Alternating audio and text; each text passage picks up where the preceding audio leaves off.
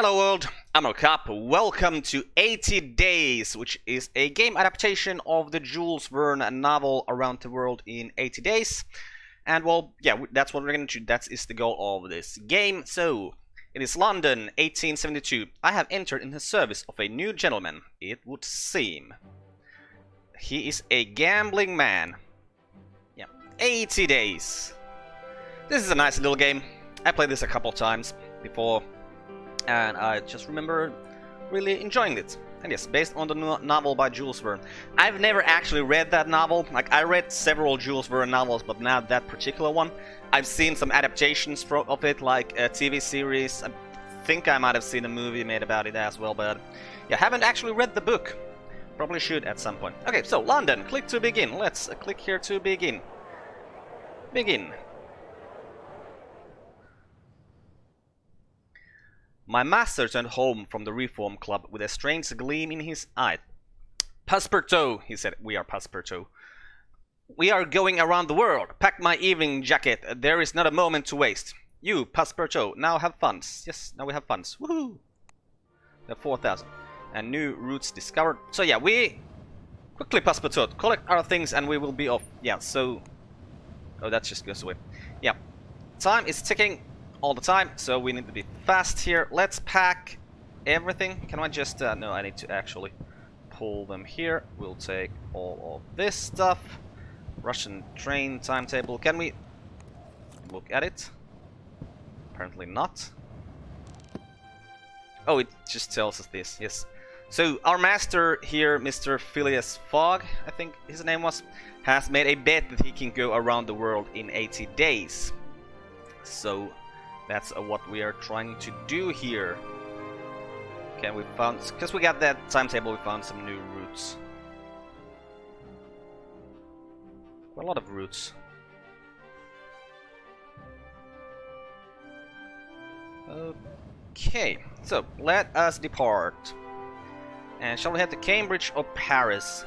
Like, if we go to Paris, it seems like... Oh, this is probably the last route I took when I played this game, and I think that must be what that is. Yeah, but...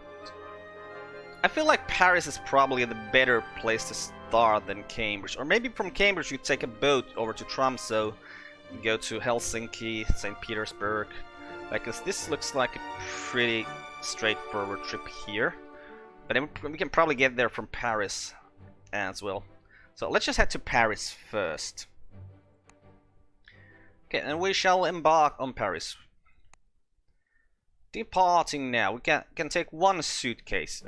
Okay, and this promises to be a bearable option. Yes, because our master here has some life and health, and when his health goes all the way down, we lose. Or, you know, he might get sick or something. I don't... It's been a while since I last played this. I don't really remember how all the mechanics work here. We leapt aboard the 825 from Charing Cross as the final whistle shrieked its warning. Our journey had begun. Right, and then we can talk with people in the boat. Greetings, Monsieur Verne. Passepartout, did you say your name was? What a curious appellation. And we can ask him about Paris. What can you tell me of Paris? I love the smell of sign in the morning. Okay, and... Crap, where do we want to go from Paris? I don't remember. We want to go this way. Where's Dubrovnik is down somewhere there. Cambridge is here, so... Nice is in... Nice, it's called, right? Italy. Dubrovnik... Where's Dubrovnik? Well, let's ask about this route. Is it possible to go from Paris to Dubrovnik? Have you heard that some buyers will pay well for tobacco from Dubrovnik? Now anyway, tell me, do you enjoy romances? Well, yeah, I do enjoy romances. I do, monsieur. They are most diverting. I despise them. I have no time for inventions and fantasies. Sure you don't, mister. I'm one of the first sci-fi writers in the world ever there. Well, let's ask about Paris and Zurich then. Is it possible to travel from Paris to Zurich? I wouldn't hold out too much hope, monsieur. Well, what about to Paris to Bloemfontein? I don't know where that is.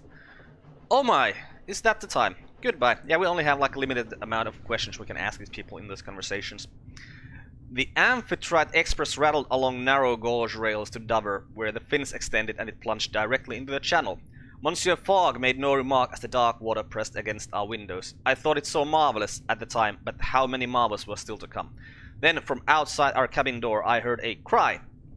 Well, let's open the door to investigate. Monsieur Fogg nodded just a fraction, evidently approving, though not feeling the need to undertake any similar action himself. In the corridor outside our compartment, I found a young man with a dapper haircut and a brightly colored waistcoat pacing about in a state of some alarm. "Can I assist you, monsieur?" I inquired, somewhat puzzled by his state of agitation. "You are not a thief, are you?" the man retorted sharply. "I am a valet." "Not a policeman then either," he said with an evident sigh. The man turned away and began looking around once more, quite hopelessly. "Have you lost something?" "My silver-plated cigarette case," the man moaned. "It's worth a reasonable amount of money, certainly, but what I can't understand is how it disappeared. I was in my compartment, I took out a cigarette and put the case on the table, and the next moment it was gone." "And you were quite alone?" "Yes, well, except for the lady, but she can hardly have just walked off with it, can she?" "And that lady? And what lady was that, monsieur?" I asked as delicately as I could. "Damn it all, I don't know," he exclaimed. "The young lady sharing the compartment. She went off a few minutes ago." I coughed gently. "Then I suggest you have your culprit." The man appeared visibly shaken. "That's quite an accusation," he retorted, "although, by God, I suppose you're right, but I can hardly accuse her, can I?" Do you know where she went?" I asked. "You could at least suggest the matter." "I can't go chasing after ladies on trains," the man replied almost sullenly. "If my fiancée came to hear of it, then that would be that. No, I think I'm quite done in." "Your cigarette case is so important?" He nodded sadly. "It was a gift. Upon the occasion of, well, you understand. Bother, but I really am in a hot water." "Very well, I will look." The young man brightened a little. "Would you? That would be awfully decent of you, though I'm not sure how you'd know her when you saw her, of course." He chewed his whiskers for a moment. "Perhaps you'll be able to smell the guilt on her. They say that happens." I hunted the corridors, but while I found several passengers and some ladies amongst them, none had the aspect or manner which suggested a thief. But let it not be said I am not dedicated, and when I say I will do something, then I do it. That said, however, I don't always succeed in my endeavors. Despite hunting amongst high class and low, I found nothing. The lady in question had blended away quite seamlessly and I could not rout her. I returned with bad news to the young man, who was glum but not surprised. "A master of disguise, no doubt," he complained. "Clearly a higher class of thief." I left the man to his sighing and moaning and returned to my compartment.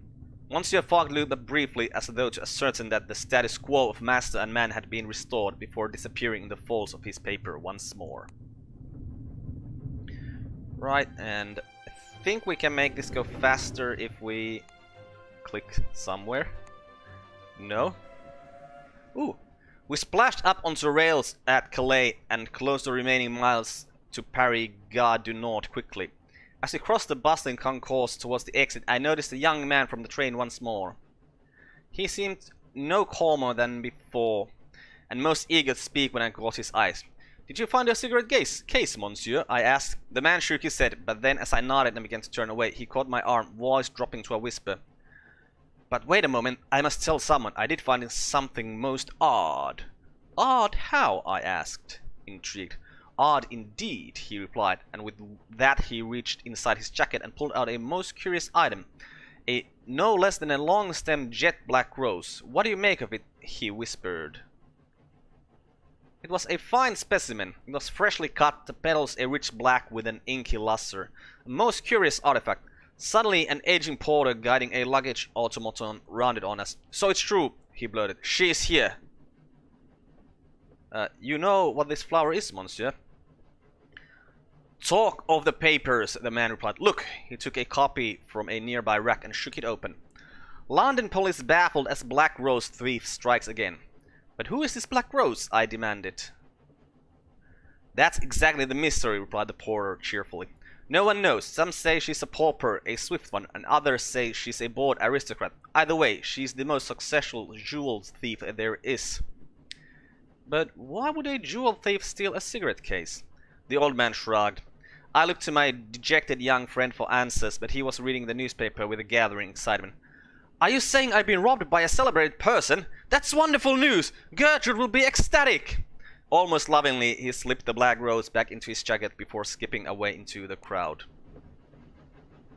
Okay, and seriously, is there no way to make this faster? Apparently not. We will have to explore Paris to find an onward journey. Okay, so also we could go to the market and we could buy stuff, or we could sell stuff. Can you buy an extra suitcase? That would be lovely. Or can we, like, if we take this and put it over here? Okay, that's good. Worth 1,900 in Copenhagen. Can we get... Is there a way to see the map? Yes, there is. Okay. We discovered some routes. Okay, well, so we can get to Copenhagen, sell that wine. We can probably get from Copenhagen to these routes. Like, that's gotta be a thing. Okay. Yes. Alright, time doesn't pass when we're looking, when these routes are shown to us. But apparently also just clicking makes this go faster. Okay. No, that's not what I want to click. I wanted to just click here to see the map. Okay, so Copenhagen, we get from Copenhagen to Helsinki, we can get to these rails here in Russia, and this looks like a very good way to try to get around the world. Right, yeah, so let's buy that thing and try to get to Copenhagen. Well, we can get to Copenhagen. Right, market. We'll buy this wine. And... Sure, how much did this cost? $4. No, not dollars. Pounds. Right, and then we'll head for... We'll just depart. And we'll depart for Amsterdam. Yes. That's gonna cost 5 health to Mr. Fog, but that is... Oh! Crap! What? Seriously, we just missed it! Damn it, also it can only take 1 luggage, it would seem. We'd have to wait for tomorrow. Well, what if we just head to Venice? No, still... Wait. Okay, plan? Yeah, let's not go to Amsterdam. Okay, we don't want to go there. We want to go to Venice. But apparently there are no routes there. Alright, so apparently these routes aren't the same on every game then. Well, that just means that we're actually have to gonna wait for tomorrow. Well, unfortunate. So let's go to the hotel. Pass the night there. We took a hotel for the night. We'll be comfortable here, Monsieur Fogg remarked, but traveling overnight will often be more efficient. Yeah, so we must board the longest journeys available. Perhaps, he replied. Still, the surrounds of the Hotel Ritz were most enjoyable. Okay. So... we don't really need any of this. Let's just put this over here and this over here. We probably should have seen if we could sell these tobaccos and poetry. Okay, if we depart, when will we depart? Can we just go? Okay. We'd hire a second car. But now we'll just get rid of these things. Yeah. Can we just embark and just... How do I get rid of these things? Oh, we just put it up here. Yeah, because we know we can, as soon as that, if we just get to... Whoa, they're still here even though we sell the thing. Interesting, yeah, just get to Warsaw, Helsinki, St. Petersburg, we can get all the way to the west coast, no, east coast. Which one is it? East coast of this continent. Right, why aren't we going? Come on. No, no, not explore! Damn it!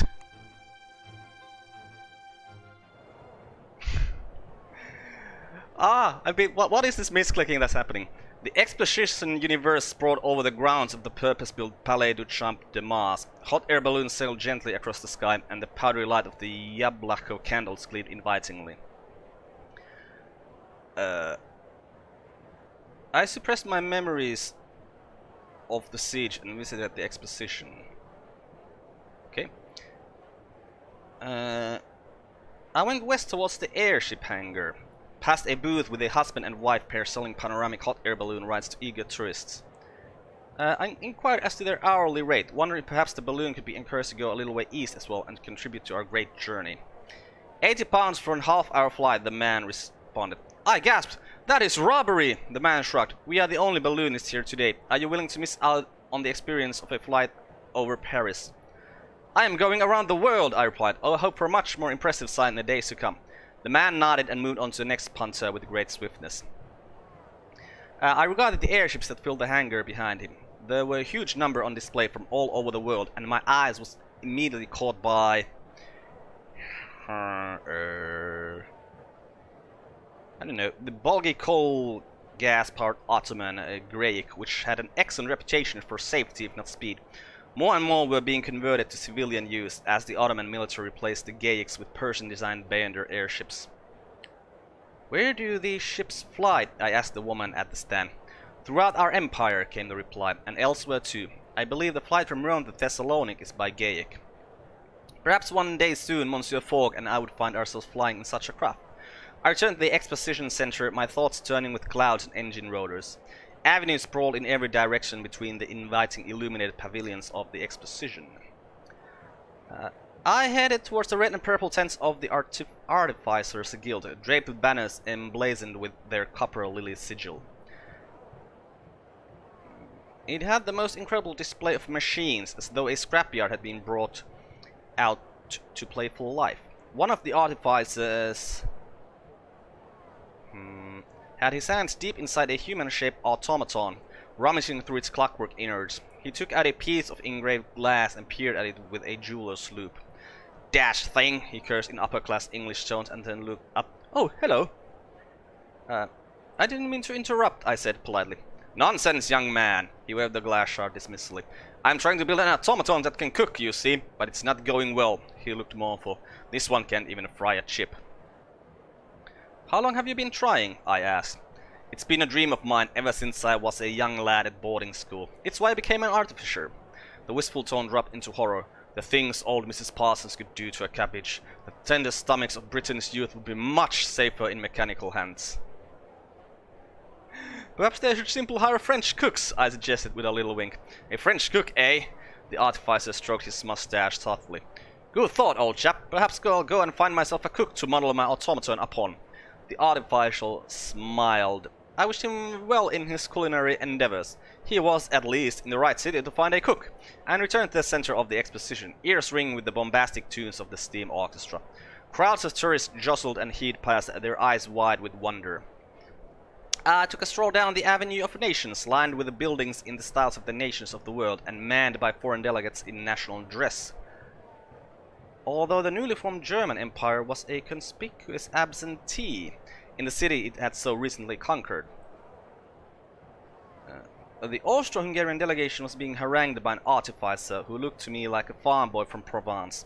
The artificer was pointing at one of the soldiers guarding the doorway and shouting in terrible German, "Verboten! Verboten!" I peered at the soldier, who was sporting rather a fine mustache and a gleaming uniform so spotless that it looked almost polished. Merde! With a start I realized that he was no man at all, but rather an automaton with an animal-painted uniform and a pewter face. The artificer cursed. "These Austro-Hungarians have brought their automata soldiers to Paris, even though the war machines are expressly forbidden by the guild. Who knows what danger they might represent?" I turned away hurriedly. My feet were tiring and the hour was growing late. I returned to Monsieur Fogg, who was eating a meal of plain boiled beef à l'anglaise. "Did you enjoy the exposition?" my master inquired diffidently. And I nodded. Nothing else could possibly impress. "Will we travel by airship, do you suppose?" I asked. "I think it highly likely," he replied. "They are expensive, but extremely fast. I dreamed at night of mechanical wonders and automatons with beautifully enameled faces, knowing a little of the strange inventions and stranger people I would soon encounter in my journey around the world." Okay, your character is now dependable. Okay. And we also discovered new routes, it would seem. Right, okay, can we depart now to Amsterdam in a private car, please? Go! Alright, so Yeah, we actually rented a car for ourselves. Fine. We found a member of the Coachmakers Guild to carry us to Amsterdam. No, I thought that this was us driving and that was our Monsieur Fogg, but apparently someone is driving us. She loaded the case on the back, stoked the boiler, and took off at high speed along the coastal road, swerving around each corner with considerable skill and I think a touch of showmanship. I clung on tight. This would be a terrific ride. Your character is now courageous. Okay, and we can converse here. Greetings, driver. I cannot drive well if you are talking to me. Amsterdam. Pray tell me about Amsterdam. Hardly seems important. Okay, can we get from Amsterdam to Copenhagen? Is it possible to go from Amsterdam to Copenhagen? I believe so. Copenhagen can be reached from Amsterdam by local hire car. But Copenhagen, what can you tell me about that? Talk a lot, don't you? Goodbye.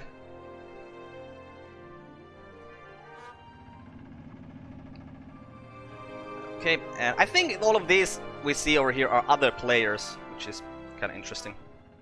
Once or twice, the metal-rimmed wheels lifted the chassis clear from the road on one side, only to bump down after a shove and puff more of the engine.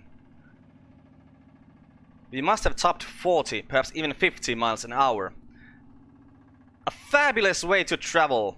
The Polish inventor Bozek, who had first attached a perfectly decent locomotive engine underneath a flimsy wooden crate, was clearly a genius. Such cars were growing in popularity, starting from their use in farmstead and extending up through the classes. There were those who said such contraptions would soon be privately owned, and not just by members of the Coachmakers Guild. As we rattled along, I spoke to our driver about what lay ahead and learned that you could pick up Viking drinking horns in Copenhagen that will sell for a fortune in Bucharest. Okay, so where's Bucharest? It's somewhere. Well, can't see that right now. Let's go to our plans. And yeah, isn't Bucharest somewhere here? Yeah, Bucharest is there. We probably won't be going to Bucharest, so let's not buy that thing. The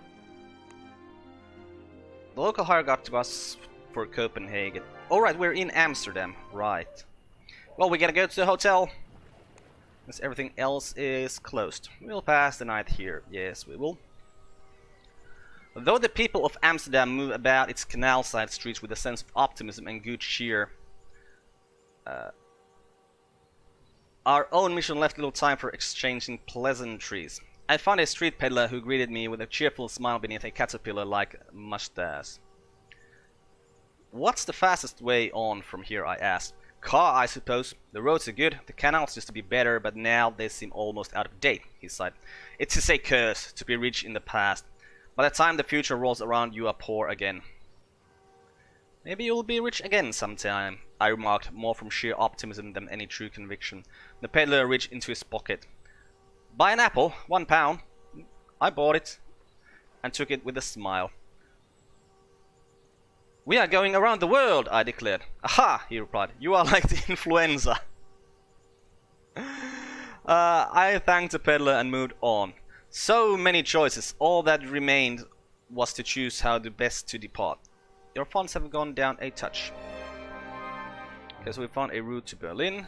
But we are not going to Berlin. We are going to Copenhagen. And we are going to Inkle. Ooh, that's going to cost quite a lot of health here. I have two? What? What's this two? Oh, I have the apples. Well, we'll sell them, we'll get a tiny bit of profit from that. And right, let's go! A Bozek car. Cool. I really like this. It's kind of funny because we're gonna... You start thinking this as steampunk, but it isn't really steampunk because Jules Verne was writing sci-fi, and to him, you know, the stuff that we see as steampunk nowadays would have been actual sci-fi for him, which is cool. Our next leg was another short trip in a car. I bounded in, eager to get started. We hired the same driver as before. You two, she exclaimed. Get in! Ooh, I can talk to Fogg here. A shaved mustache! Excellent! Right, so we can make him a tiny bit better. As we departed Amsterdam for Denmark, I begged Monsieur Fogg to allow me a turn at the wheel. He looked to our driver, who smiled and happily moved to one side. The wheel beneath my hands was like nothing I have experienced before. Almost an electrical sensation, as though thunderstorms rippled inside the wood itself. The mechanism of the car was quickly grasped. The first lever produced forward movement. The sideways levers controlled our gearing and hence rate of power. The rest of the controls were evident enough. We made good time, though at the end of the day my palms were scorched and red hot. Now I know why drivers wear gloves. Right. On. Let's converse here. I'm at your service, Monsieur Fogg. Passepartout. Oh, what can we talk to you about Copenhagen? What have you learned about Copenhagen? The Danish do not like their royal family. Most of them are mad. Let's talk about the journey. Tell me, Monsieur, what is the purpose of our journey? I have made a hefty wager, and I do not intend to lose. English poetry?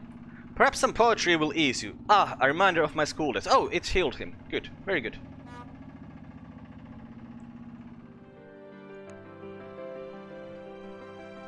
Right on. We made good progress in the car. Toot, my friends, toot! Finally, we came upon a sight of tiled roofs at the harbor and the smell of herring. We had arrived in Copenhagen.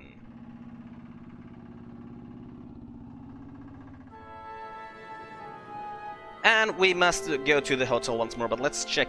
Where do we want to go from here? Like, we want to head somewhere to St. Petersburg is really where we really want to go. Okay, Copenhagen. We'll head to the hotel. We're already at day 6. This is not good. Copenhagen had spilled out of its old fortification in the last few years. New homes were built overlooking the gleaming lakes, and the glaciers all flattened to provide foundations for new development. We had a few hours to spare, so we wandered around the market district near the famous Tivoli Gardens when we observed a group of young men and women pushing a mix of penny farthings and older rusted bone shakers in the directions of the church. This is a most strange religious observation, I remarked to my master. Do the Danish celebrate inventors as holy men? My master's usually cool eyes had warmed with interest. He possessed a huntsman's instinct for the smallest whiff of that elusive creature known as a wager. The youths rode into the archway of a tall tower rising up behind the church. We followed them intrigued. My master seemed particularly excited, if his hurried step was any indication. I believe, Passepartout, that tower has a ramp in place of a staircase, and these youngsters intend to cycle to the top. We have no time for such an event, I reminded my master, weary of the look in his eyes. Nonsense, he replied. I estimate the event will take 13 minutes. 13? Called one of the contestants. I will do it in 7. Monsieur Fogg nodded with evident satisfaction. Excuse me, gentlemen, may I present one more competitor for your race? I sighed and rolled my eyes, thinking how tedious it would be to extract the blood, sweat and axle grease from his trousers. One wash would hardly suffice. Will you ride with us then? A young girl demanded, eyes glinting in challenge. Indeed not, came the reply. Monsieur Fogg turned and pointed at me. My valet will ride and he will win. Okay, indeed I shall, I declared, giddy with sort of crazed breathless confidence. One of the ladies gave me the loan for a penny farthing, with a strict instruction not to injure her precious darling. His name is Frithjof, she said, and he has the best bicycle in all of Copenhagen. Yeah, a penny farthing is a type of bicycle. It's the one that has the big wheel in the at the front and a little wheel in the back. I examined Frithjof. He, that is to say, it was a simple affair of pedal, chain and wheels. Surely I could ride such a straightforward contraption well enough to compare with these Danish enthusiasts. I was hoisted up onto the tiny saddle above the enormous spindly wheel. A little pistol fires, and then we were off. My friends, the act of riding the tail makes me want to ride once more. What a challenge! We pedaled like demons, each turn of the wheel throwing up us, screeching halfway around the curve of the tower. Our shouts echoed between the walls, mingling with the crash of chains and gears from the internal machines on which we rode. I'm rather proud to say I did not lose, but came somewhere in the middle of the pack, collapsing in a breathless purple-pink heat the moment I made it to the top. The girl who loaned me her bicycle seizes back, muttering, "Poor Frithjof," as she checked it for any injury. My master handed over the sum he had bet with a good grace, and chapped me on the shoulder. Well played. But I did not win, I gasped, heaving out each word. A wager doesn't need to be won, he told me firmly. It is to be truly, wholeheartedly attempted. We sat and recuperated at the top of the round tower, watching as a column of black smoke rose from a nearby square. I pointed out to the muscular victor of our race, but it was the young blonde man leaning close against him who answered. The anti-monarchist dissidents keep trying to blow up the palace despite the reforms, he explained with a little shrug. Our palaces are always being blown up. His funds have gone down somewhat, and my relationship with Fogg has strengthened slightly. Nice. Alright, we're gonna have to explore, because we don't know any way to get out of here, so let's explore. And come on, give me a route. No, only to Stockholm. Well, we need to go to Stockholm. I took a few hours to explore, investigating the various options for how we might continue our journey. Also went to go to the market and actually sell this wine, because it was for some very good money. And, you know, let's take this just to see if we could give... What are these things? Part of the railwayman said, valuable in Moscow, Minsk and Tromsø. Are we going to Moscow, Minsk and Tromsø?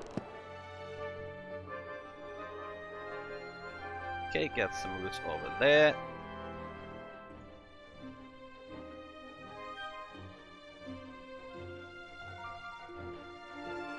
Yeah, well, these are all routes on areas we're most likely not going, since I have decided that we're gonna go through... yeah, we're gonna go to Stockholm. Arrives Tuesday. Arrives Wednesday! Bloody hell. Well, we're gonna... I should think this departure could be altered. Negotiate! It seems they're pretty demanding. 500 tomorrow. You know what? Sure, we just made 1,900 profit, so yeah, but let's pay 500 to get to here tomorrow. Yeah, we have to wait for tomorrow then, though. Well, we'll wait for tomorrow and the hotel, and then I think we're gonna end this episode here and continue from this in the next one. I'm Carp, this has been 80 Days. Bye world, thanks for watching, see you next time.